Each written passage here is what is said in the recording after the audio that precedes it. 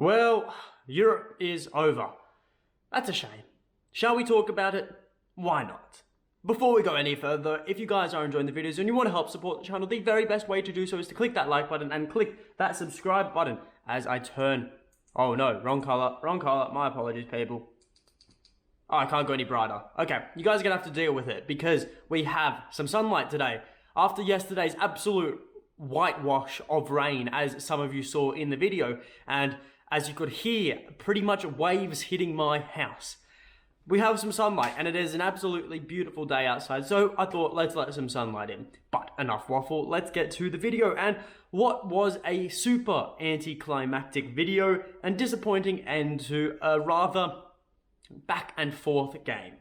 Now, we are out of Europe, and while we have one last chance to salvage some pride at the Bernabeu, really, I am not looking at that at all, you know? So let's not think too far ahead and let's just talk about that game. Because I believe it was fairly even for the most part, because Celtic started well on top, then Shakhtar followed with a fairly good amount of momentum, but the deadlock was broken. A loose ball caught onto by our number 7, gift from God, in true poacher style, put it into the bottom corner, and Celtic were 1-0 up. I was screaming in my house. My house was empty when I was watching this, so I was absolutely screaming. That was amazing. I said in the preview, for those who did watch the preview, did I or did I not say that if Giakoumakis starts, he will reward Ange for that decision and he will score? I knew it. Great God, I'm telling you, he's the way forward. I love Kyogo with all my heart, but Giakoumakis is the way forward. Anyways, Shakhtar so nearly equalised after that as well, in an almost identical fashion to how they equalised in Warsaw, right? With Mudryk getting onto a through ball. However, this through ball was just too heavy, and it gave Joe Hart enough time to spread himself out, make himself big, and he blocked the attempted chip from Mudryk. Anyways, so we went into halftime 1-0 ahead, and I was loving it. I thought, wow, we could go on and win this. If we can just hold it as it is. They have only had a couple of chances. They've only had that one real chance. You know, it's all up to Celtic, you know. They're doing nothing in attack. And, well, I was shut up pretty quickly as a counter-attack. Goddamn counter-attack. It's the only way this team scores, I swear to God. The only way Shakhtar scores is through counter-attacks, and they did it against us.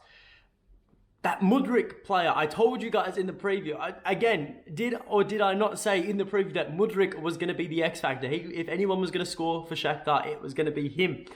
And he just did that in a Jota-esque goal, dancing past Juranovic, glancing past Cameron Carter-Vickers, and absolutely rocketing a shot so hard and fast past Joe Hart, it left him stranded. So we're at 1-0, but we so nearly could have been 2-1 ahead if Kyogo decided to shoot anywhere but at the keeper. A spurned opportunity from our Japanese talisman. But it is what it is. We didn't go 2-1 ahead, but luckily we didn't go 2-1 down either. And what was the best chance of the game? And we all thought, the whole Celtic support thought we spurned the chance of the game. Boy, oh boy, were we wrong. An open, bloody net.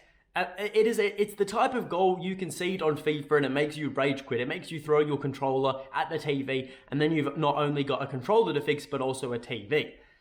That was the type of goal we almost conceded. And now I say almost because how that Shakhtar striker missed an open net is beyond me. I don't care. No sympathy for, oh, the pass was a bit hard. It was behind him. How do you do that? How do you miss that? That is ridiculous. Even Aaron Moy wouldn't miss that sort of chance. Even Dyson Maida wouldn't miss that. Oh, well. No, I won't go that far, but even Aaron Moy wouldn't miss that chance. Anyways, that was the last good opportunity for either team for the rest of the game, and Celtic held the possession for the final 15 minutes, and what was a very lackluster stalemate final 15 minutes. We did nothing with the ball. Nothing. We had the ball, we passed it forward, a loose pass, they kick it upfield, goes back to CCV or Jens, back to Joe Hart, up forward, and repeat. It was just the same old thing over and over again. So, look, I think that was a very even match, but a very lackluster match. And on the final whistle, you could tell because it was a very flat feeling around the stadium. Even from the TV, I could tell because no one was going to boo that performance, and the stadium wasn't half empty as it normally is in the other end of Glasgow when they are getting pumped in the Champions League. But no, it wasn't a clapping performance either. It was rather boring, I have to say. It wasn't the fast-paced Ange ball that we all love and expect. It was rather Brendan Rodgers ball, holding possession and continually holding possession and holding possession a bit more, and still holding possession and holding possession. Although this time we did make a lot of loose passes, silly passes, which lost us the ball on numerous occasions. Now, I'll get onto that in a bit, but let's look at what we can take away from the game, because there are very limited things we can take away from the game, I will admit. I'm not going to think too much about this game. I'll be honest, I'm not losing sleep over it, It was always a slim chance that we were going to make Europa League knockouts. And now that whole idea is being swept away, which is a good thing and a bad thing. It's a bad thing because, we've got nothing left to play for but pride, but it's a good thing because it allows us to focus on what really matters now, and the league, because we win the league and we're right back into the Champions League and get a second hot go next season. Anyways, the first thing I want to talk about is our lack of creating chances. Like I said, this wasn't Ange ball, this was Brendan Rodgers ball. We didn't create any good chances apart from the Giakoumakis goal and the Kyogo sitter. So 2 real good chances, I'd say. The rest of all the shots on target and the shots accumulated were really nothing shots, and would have been spectacular strikes had they gone into the back of the net. So rather, it's refreshing I'm able to come on here and talk about a game and not have to absolutely criticize how weak we are in front of net, but rather criticize how poor we were in creating chances. Now, I don't think it's too much to worry about, I'll be completely honest. We play Real Madrid next, and then we have a whole season against Scottish Premiership teams where creating chances is pretty easy. If you have to admit it is pretty easy, but also gives us a rest of a season to work on those, and rather bring that into next season where hopefully we will find ourselves back into the Champions League again. Anyways, I think it was rather the final pass that let us down today. I'll allude to the most critical one. I think when, if you guys remember, Daizen Maeda, he had just recently came on. He found himself on the goal line with the ball. He had already skinned 2 defenders, and all he had to do was play. It was a difficult pass, nonetheless, but he had to get the pass through 1 defender and through the goalkeeper in a tight angle between the 2. Obviously, it doesn't, but if it had, that had Aaron Moy and Aaron Moy and Jamesy Forrest at the back post, both available for an open net happen. So it's those fine margins in European football, and a lot of people talk about it, but it is so true. The fine margins in European football are so critical to winning matches, And at the end of the day, the fine margins didn't fall in our favour, but nor did they fall in Shakhtar's favour, albeit I think they were playing for a draw after they had got their goal, and rather if they'd gotten the win, that would have just been added on extras to what would be their qualification to at least the Europa League. But if they do win against Leipzig, they will get Champions League after Christmas, so fair play to them. Regardless, our accuracy and our passing was certainly the thing that let us down. And, look, other than that, there's not much else we can talk about, but rather, let's talk about the game as a whole. And like I said earlier, it was a very, very flat game, I think, especially in the second half. Very, very flat from Celtic, despite having so much possession. We were so poor with the ball. First touches were shocking. I thought our first touches were ridiculous. That is the one main criticism we're going to have, as well as our final passes into the box. That too, crossing was shambolic.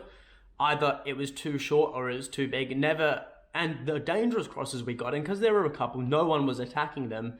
It just nothing clicked today. It was like a jigsaw puzzle, but we were missing a couple pieces here and there, and the whole flow just did not fit together.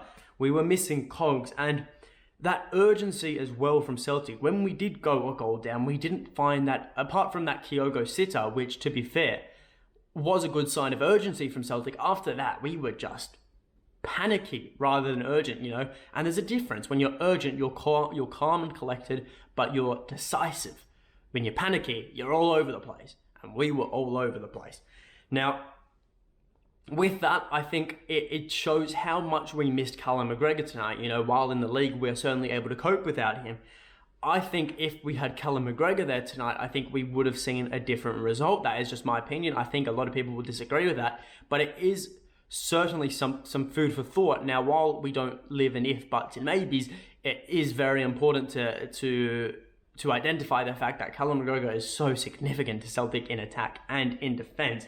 You know, because Callum McGregor, he provides that calm head in the middle. He has that experience in the Champions League prior to this season. He knows what it takes. And we saw that in the first couple of games of the Champions League, where he was the man of the match, arguably, for both against Shakhtar and Real Madrid in the first two matches. So it is what it is. Like I said at the start of the video, I'm not going to lose sleep over this. Rather, I would lose, if this was the league, oh yeah, I'd be losing sleep, dropping points, of course, but no, there's no need. You know, it seems like we're going to end the campaign on 2 points. We head to the Bernabeu next week. Real Madrid will play a definitely understrength team. They have already qualified for the knockouts, so there is a chance to get some pride at the Bernabeu. If we can, you know, if we salvage a draw there, I'll be happy. If we get a win, it's too little too late, but it is still fantastic. And regardless, I think we will certainly be playing an understrength team. However, you know, how understrength can you play? Because while we are playing for pride, we don't want to put out a full reserve team as we did against Real Betis last season in match day 6. But that is all from me. So, man of the match has to be Giakoumakis. I thought he deserved it. He got his goal. He deserved an assist with Kyogo Sitter. But, you know, overall, just a very tired performance. Yeah, not really any other way to put it, but thank you guys for watching. Leave your thoughts in the comments below, leave a like, subscribe to the channel, and until next time, hail, hail.